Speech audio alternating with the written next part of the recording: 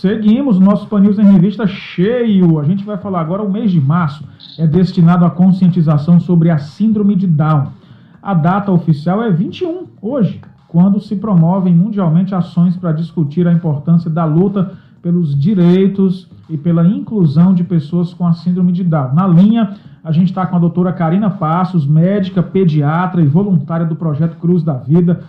Doutora Karina, boa tarde, seja bem-vinda. Explica para a gente primeiro, acho que a ignorância que eu estou falando na falta de conhecimento. A falta de conhecimento muitas vezes é um problema importante que nos leva a atitudes que não são positivas. Explica para a gente o que é, afinal, a síndrome de Down. Obrigada, boa tarde.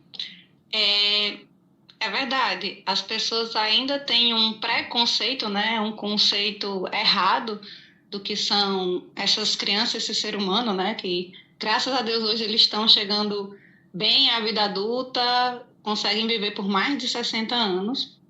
E a síndrome de Down é assim, na nossa carga genética, na nossa base genética, eles acontecem que ele tem um cromossomo extra, né? A gente chama trissomia do 21 ou síndrome de Down, porque foi o médico que conseguiu identificar no seu ambulatório aquelas crianças que tinham uma deficiência intelectual, mas tinham características fenotípicas, né? Ou seja, o que aparecia no rosto, em alguns sintomas externos, né? Então, era algo comum entre eles. Então, aquela aparência da pessoa que tem síndrome de Down, ela é comum a todas elas, né? Todas têm aquela semelhança física, inclusive, né?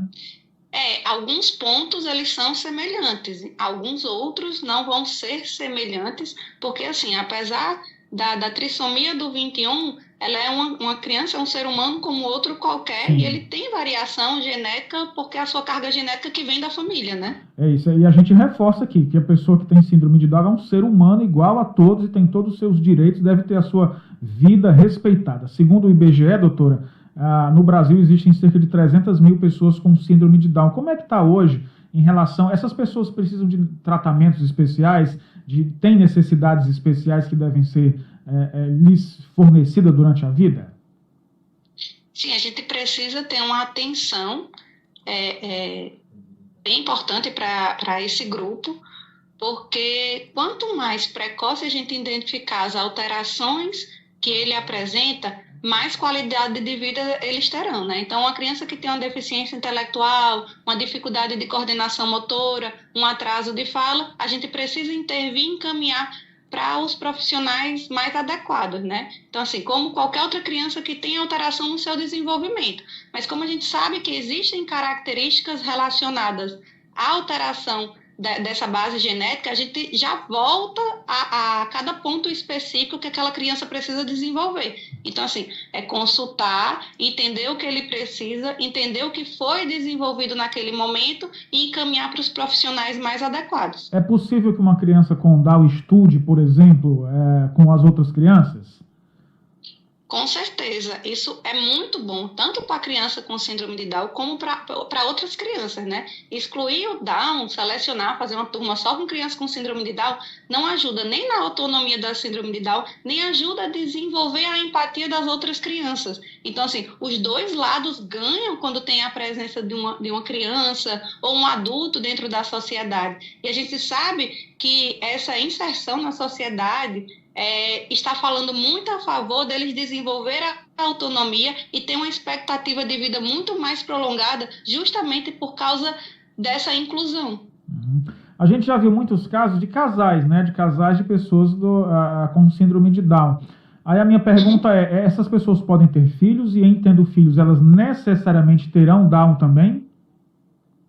Assim, a síndrome de Down, ele tem 3 subtipos, certo? Uhum. E o subtipo deles, o único que é genético é a base de translocação. Aí é algo que vem herdado dos pais, e quando ele é herdado dos pais, ele de fato, de um dos pais, né? No caso, quando vem assim. Então, quando faz um cariótipo, a gente consegue identificar de onde vem essa alteração, ou pode ser, de fato, algo que foi natural do corpo. Então, existe também os mosaicos, que vão manifestar característica muito menor, e tem os mais comuns, né, que a gente chama de síndrome de Down simples. Então, esses também não são genéticos. Então, um casal com síndrome de Down, isso vai ser avaliado na hora, vai ver a sua base genética e vai ver a porcentagem e as chances que eles vão ter de ter uma criança ou não com uma síndrome. A síndrome de Down impede pessoas que são adultas a desempenharem atividades laborais, de trabalhar, de ter um trabalho normal, de ser um jornalista, de ser um médico, de ser qualquer coisa?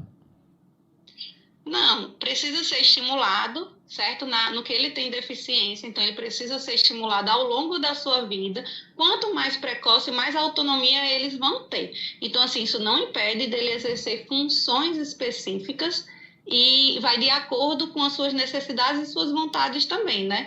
Não adianta, assim, eu colocar, querer que ele, por exemplo, eu quero que meu filho seja piloto, mas ele desenvolveu uma alteração visual importante, né? A gente sabe que quem tem alteração visual acaba que é impedido de exercer algumas profissões mais complicadas. Então, isso vai ser avaliado de acordo com a sua autonomia e seu desenvolvimento ao longo da vida. Perfeitamente. Doutora Karina Passos, médica pediatra, voluntária do Projeto Cruz da Vida, muito obrigado por sua atenção, por conversar conosco aqui e levar mais informação para que a gente possa conviver, como é de direito, com todas as pessoas das mais diversas formas. Muito obrigado, doutora. Eu que agradeço. Obrigada.